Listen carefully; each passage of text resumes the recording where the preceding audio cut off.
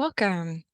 In this video, we'll select relevant sources for our clinical questions, and then we'll do the first steps to appraising these articles by determining their evidence grade according to the AOA clinical practice guidelines. We'll also look at some information they provide to help us answer our clinical questions. The AOA's clinical practice guidelines list the grades of evidence according to the study type. So meta-analyses, systematic reviews, randomized controlled trials, and diagnostic studies with good design are listed as grade A. Our goal is to find the highest level of evidence available for our topic. So for some topics that have not been thoroughly researched, we might not find many studies, or the studies that we do find might not be high grades of evidence. One thing to note is that while we're doing the first steps to appraise these sources, you'll need to look at their methodology to appraise the quality of their study design. So even if we have a meta-analysis, if its study design is poor, or if it's analyzing other studies that have poor study designs, the evidence will be low quality. So while we're not covering this in this video, please keep in mind that evidence is only as good as the quality of the study. Remember that just because it has a high grade, it doesn't mean it's necessarily trustworthy. First, we'll select sources for our first clinical question: how effective is the 20-20-20 rule in reducing digital eye strain? This is a therapy question, and so we're ideally looking for a meta-analysis, a systematic review, or a randomized controlled trial. If we can't find them for this question, we'll look at the highest grade of evidence we can find. When we searched the different background sources, we didn't find any information about the 20-20-20 rule in particular, and we only found a little bit of information about digital eye strain. So we'll start searching for external evidence. We'll start off by going to PubMed by clicking on the link from the evidence-based optometry page of the Optometry Resources Guide under Find, Where to Look for Evidence. While you can search PubMed freely without linking from the library's page, when you do click the link from the library's website, if there is full text at Pacific, it will link you back to the full text in the Pacific University Library, or offer you an option to request the article through interlibrary loan. In PubMed, we'll search for the 20-20-20 rule. Let's click Advanced Search under the search box, and we'll click the chevron next to our search to see how PubMed is interpreting our search results. It looks like it's just searching for these two words as keywords, and then there are 10 search results. For this search term seems like it's enough. We only have 10 results. Since we're really looking for articles that do mention the 20-20-20 rule, it seems like we need to have that in our search terms, and so this seems fine to me. We'll click on the 10 to see the results. Since we're ideally looking for meta-analyses, systematic reviews, and randomized controlled trials, we can try clicking these filters. However, when we do this, we get 0 results. This is because there are none of these types of studies in our search results, so we'll clear those filters and then look at the studies we do have in our results. So there are probably not going to be a high level of evidence. There's probably not going to be the high level of evidence that we need, but we can see what level of evidence they are when we'll appraise them here. So we'll start by clicking the title of the article, 20-20-20 rule, are these numbers justified? We'll click Access at PacU to get the full text. And we can click Cite to get the citation in APA 7th edition. We can get the permanent link to the article if we click Permalink. And it looks like there isn't any full text for this article, so we would click Request it through interlibrary loan. Then we sign in with our Pacific username and password. And then we'll be taken to an interlibrary loan form that has already been completed for us, and we just need to scroll down to the bottom of the page and click Submit Request. We'll receive an email when the article is ready for us. Interlibrary loan, especially when it's for electronic articles, can take as little as a couple of hours, but it may take a couple of days or occasionally longer. So it's a free service to you as a student, and it's important that you have the resources that you need. So please request articles or other resources whenever you need them.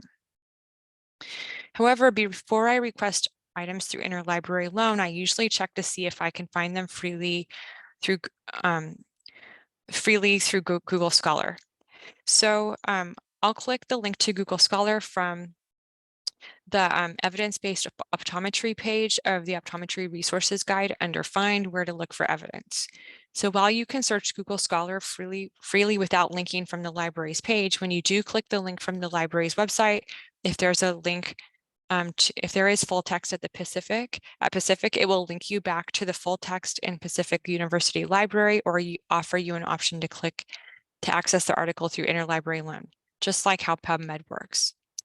So I go to Google Scholar and then I paste the title of the article and click search. I then click the link to the right to get the freely available full text. And now here's the freely available version, so we don't have to request it through interlibrary loan. So now we'll read the abstract to see how relevant it is. So we can see in the method section that it's testing having people take 20-second breaks at different intervals and then doing cognitively demanding reading tasks from a tablet computer. This seems to be right on topic. So let's also look at the study's results and conclusions. It states that there was no significant effect of scheduled breaks on reported symptoms, reading speed, or task accuracy, and concludes, while widely cited as a treatment option, these results do not support the proposal of using 20-second scheduled breaks as a therapeutic intervention for digital eye strain. To determine what type of study it is, let's look at the methods section where it states, the study was carried out on 30 young subjects who performed a 40-minute cognitively demanding reading task from a tablet computer. This sounds most like a non-randomized trial, and so would be a grade C evidence according to the AOA clinical practice guidelines. So next we'll look at the effect of breaks on digital eye strain, dry eye and binocular vision, testing the 20-20-20 rule. It looks like this article is open access, and so we can click the link to get the full text directly from the publisher, Elsevier. Before we do that, we can click the cite button to get the citation in APA and copy and paste the web address. We get to the full text of the article, and if we'd like to get the PDF, we can click the button in the top menu, and then we see the PDF of the article that we could download if we like. So looking at the abstract, we can see that they're testing the 20-20-20 rule.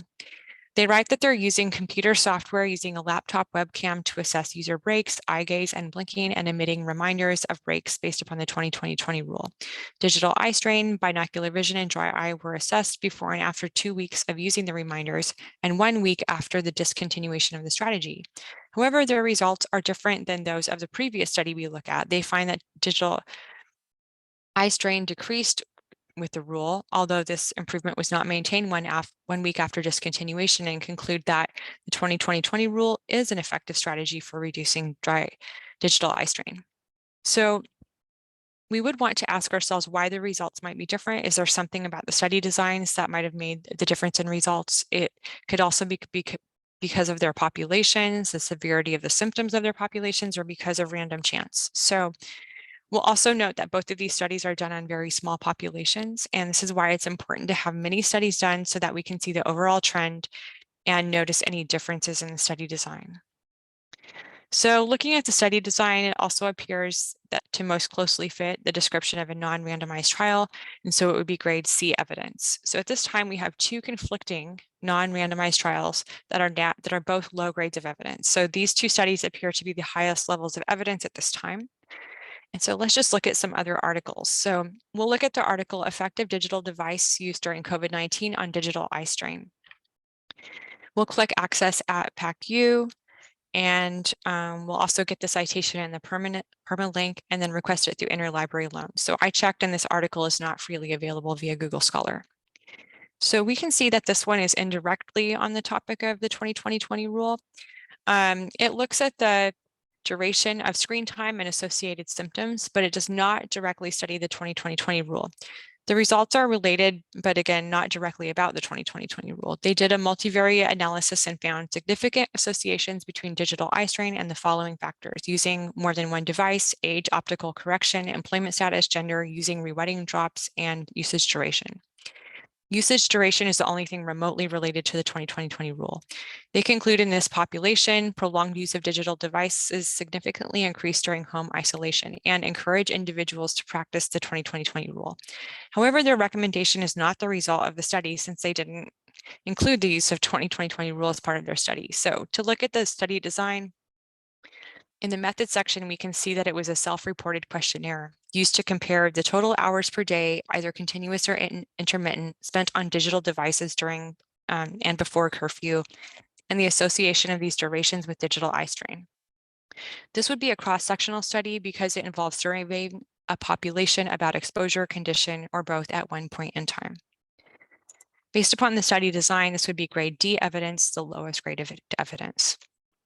Finally, let's look at the article, Digital Eye Strain, a Comprehensive Review.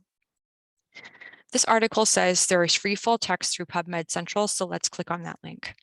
Now we can read the full text. We can get the citation, copy the web address of the article, and also download the PDF. So this article is not a study, and we can see that it does not have the sections that a study would have. It might be a good background source, but let's do a Control F. It would be Command F on a Mac to open up the search box and see if it mentions the 2020 rule. So we can see that it discusses this rule as a treatment option for digital eye strain. So if we look at the reference for this by clicking on the number in the text, we'll see the full citation in the reference list and a link to the full text in PubMed Central. So now we see the article Managing the Myopia Epidemic and Digital Eye Strain post-COVID-19 pandemic that it cited. However, this article is also a review.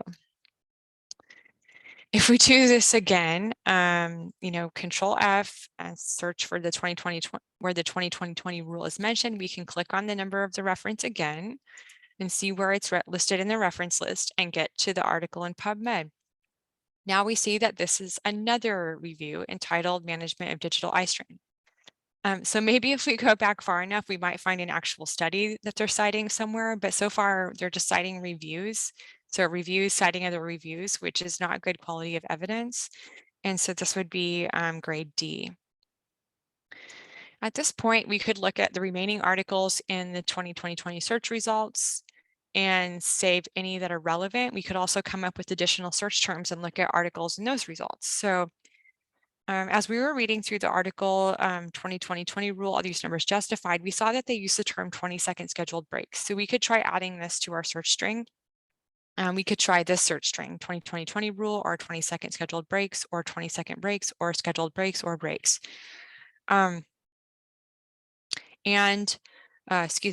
digital eye strain or computer vision syndrome.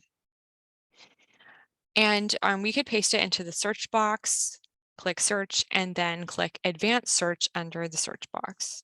Then we would click the chevron next to the search and the search, the history and search details section. And now we can see how PubMed interpreted this search string. Some of the keywords and mesh terms it used for scheduled and breaks don't seem very relevant. And at this point, I could revise my search string until I find keywords that PubMed is interpreting the way I want it to. I could also just click the number 62 to get back to the 62 search results. And then I could look through them to see if they're relevant or not. They might still be on topic. So additionally, for articles that we found, we could look in their references and look as cited by and similar articles recommended by PubMed. We would stop searching when we feel that we have found the most relevant evidence on the topic. For example, if we're no longer finding articles that are on topic or if they are lower grades of evidence. At that point, we'll continue to other databases and follow similar processes to see if we find additional articles. I'll quickly show you an example of how to continue your search in VisionSight and Web of Science. We'll log into VisionSight. We get the username and password from this document and then log in. VisionSight is undergoing maintenance at this time. And so I'm going to show you screenshots instead of showing you the actual database. We'll use the search term as 2020 rule and click search. And then we select VisionSight from the search box drop-down menu and click search again. And then we would see the search results with VisionSight written over each one. And so we know we're searching the VisionSight database. Let's look at the first search result, 2020 rule, when good intention and axiomatic habit displace best practices. And so we'll click on the title. Next, we'll look for a link to the full text. As I mentioned, VisionSight is currently having issues, and so I'll show you what you would normally do and then how you would get around it while it's not working. Normally, you would click Total Access at Pacific and you would be connected to the full text at Pacific, or you would see an option to request the article through interlibrary loan. However, when you click Total Access at Pacific at the moment, you get this page. How can you get to the article? By searching the library search box, by searching Google Scholar, or by contacting me or the library's help options. We'll copy the title of the article and then paste it into the library search box. We'll click on the article's title in the search results. Here we can see that there's no full text at the library, and then we see a link requesting it through interlibrary loan, and we can also get the citation. If we search for it in Google Scholar, we see a link to a freely available version that we can access. Looking at the abstract, we can see that it's not a study since it does not have methods, results, and conclusions sections that a study would have. It seems to be a position paper since the abstract states, while offering trite advice to address potentially serious concerns might appear to be helpful, the 2020 rules continued use could be displacing other more appropriate management strategies. This paper addresses some concerns regarding the promulgation of this well-meaning but misguided advice. This would be grade D evidence. Next, going back to VisionSite, let's look at the next article, Deconstructing the 2020 Rule for Digital Eye Strain. For this one, we can get the full text if we search for the title in Pacific University Library search box. And we'll click on the title. And we can see the different options for access using the full text, and we'll click Gale Academic OneFile. We'll click on the title again, and now we can access the full text. This article is also freely available on the web, and here's a screenshot of what it looks like on the Optometry Times website. This is a professional magazine, and it's not even considered evidence. It's below grade D.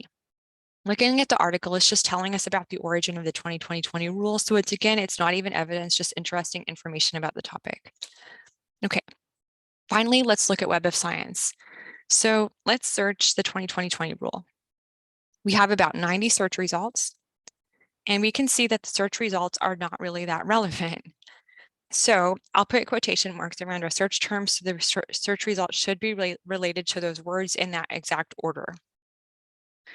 Now we have 10 search results, and they look a lot more relevant. So we can see some of the articles that we found in PubMed and VisionSite. However, I want to look at the first one because it's a conference proceeding and is essentially an advertisement for a new product. And I want to show you the difference between this and the other studies and articles we've been looking at. So we'll click on Tiger wearable glasses for the 2020 rule to alleviate computer vision syndrome. Here we can see the abstract. Web of Science also allows us to see articles that have cited the article we're looking at. We can see that there are 7 articles indexed in Web of Science that have cited this article. If we click on the number 7, we'll see this list. We can also see that 28 of the articles that this article has cited in its own references are indexed in Web of Science. So we could click on the number 28 and see those references. So this can be a great way to look at the articles that are on the same topic. So to get the full text, click Total Access at Pacific.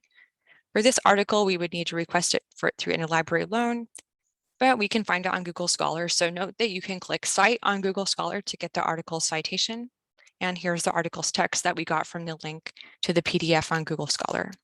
So looking at the abstract, we can see that it's a conference proceeding from the Conference on Human-Computer Interaction with Mobile Devices and Services. It's presenting an eyewear system for helping users follow the 2020 rule to alleviate the computer vision syndrome symptoms. It provides real-time feedback to effectively lead users to follow the rule. They're essentially presenting this eyewear system and their user study. So their user study shows positive perception of the eyewear system regarding its usefulness, acceptance, and real-time feedback. So this article is not really on target for us. It's essentially an advertisement for a new product and not about the effectiveness of the 2020 rule. It's not evidence to answer our clinical question. So for all of the evidence that we have found for the 2020 rule, we really only found 2 articles that were on topic, and they were grade C. So the rest of the articles are grade D. So now let's go through the same process for our second clinical question: how effective are omega-3 fatty acids in reducing digital eye strain? This is also a therapy question, and we're also hoping to find meta-analysis, systematic reviews, or randomized controlled trials. For this question, we'll find higher grades of evidence. We'll start off by looking at background information. So we can look at Will's eye manual under the background sources section of the evidence-based optometry page under find where to look for evidence. We click the link to get to the full text, and then we search within the book for dry eye syndrome. We look at the first search results and see a section about dry eye syndrome. If we do Control F, we can see that it says that oral, and we search for omega-3 fatty acid, omega-3. We see that it says that oral omega-3 fatty acids may be beneficial for moderate to severe dry eye syndrome. Okay, next we'll click the link to up to date and we'll search for dry eye disease. We'll click the first search result entitled dry eye disease. And we find a broad overview including epidemiology, clinical significance, pathophysiology, causes, symptoms, diagnosis, initial treatment, ophthalmology evaluation and treatment, information for patients, a summary and recommendations, and references. So again, we can do Control F to see where it mentions omega-3. We see it in the text in one location, omega-3 fatty acids. Trials of omega-3 fatty acids for DED have shown mixed results, with a large multi-center clinical trial showing no additional benefit of omega-3 fatty acid supplementation over placebo in the improvement of dry eye disease signs and symptoms. Okay, next we'll click the link to clinical key. If we search for dry eye syndrome and click show more under source type, we'll limit the search results to clinical overview since that's what we're looking for at this point. And we find one clinical overview about dry eye and click on the title. So again, we can search to see where it mentions omega-3 fatty acids and see what it says. So here it states that the data have shown mixed results and they provide several citations. The last background source we'll check is Access Medicine. And we're looking at medical books, and so we'll search for dry eye syndromes. And we can see there's a patient education for dry eye syndrome and also a section on dry eye syndrome and a chapter on conjunctiva and tears and general ophthalmology. This section has information about etiology, clinical findings, complication and treatments. And after looking at these four sources, these four background sources, we should have a basic overview of dry eye syndrome and some of the common treatments. So now we can look up the latest evidence starting in PubMed. Okay, so now we'll click the link to PubMed and we'll start off by searching PubMed for dry eye and omega-3. We'll click advanced under the search box on the search results page. And we'll see how PubMed is interpreting our search. It has a warning and apparently doesn't like that I use the Boolean and in lowercase. However, it appears to have interpreted the search results correctly, so I don't think that it really matters. I just changed it to the and in all caps for good measure. So let's just check the MESH database to see what the dry eye syndrome's MESH term includes. So we'll click MESH database under Explorer on the PubMed homepage, and then we search for dry eye syndrome. We see that the definition of the MESH term is corneal and conjunctival dryness due to deficient tear production, predominantly in menopausal and postmenopausal women, filamentary keratitis, or erosion of the conjunctival and corneal epithelium may be caused by these disorders. Sensation of the presence of a foreign body in the eye and burning of the eyes may occur. So this MESH term looks like it's correct. So there are 194 research results. Let's limit our search results to meta-analyses, systematic reviews, and randomized controlled trials. And so now we have 50 results, and they look fairly relevant according to the titles. First, let's look at efficacy of omega-3 fatty acid supplementation for treatment of dry eye disease, a meta-analysis of randomized controlled trials. We'll click Access at PacU, and we can get the citation and permanent link to the source. We would need to request it through interlibrary loan. If we check Google Scholar, we can get a freely available version, so we don't need to request it through interlibrary loan. And here is the freely available full text. So looking at the abstract, we can see that it's on topic. It's a systematic review that also included meta-analysis and is right on target for our topic since it's looking at randomized controlled trials for omega-3 fatty acid supplementation used to treat dry eye disease. They found that omega-3 fatty acid supplementation significantly improves dry eye symptoms and signs in patients with dry eye disease and conclude that omega-3 fatty acid supplementation may be an effective treatment for dry eye disease. Assuming that the meta-analysis has a good study design, and so did the studies they included in the meta-analysis, this would be a grade A. So this is the highest level of evidence because it's looking at many previous studies and using statistical analysis to summarize the results of those studies. We'll look at one final study, a randomized double-masked placebo-controlled clinical trial of 2 forms of omega-3 supplementation for treating dry eye disease. To get the full text of the article, we'll go to Access at PacU and click the full text link. So this study is a randomized controlled trial.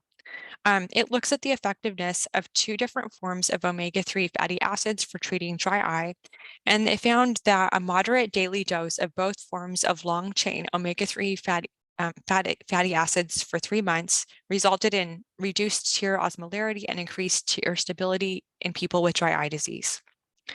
So this article is a randomized controlled trial and is probably a grade B because it includes only 60 participants. However, we could look at other aspects of the study design to make a further determination.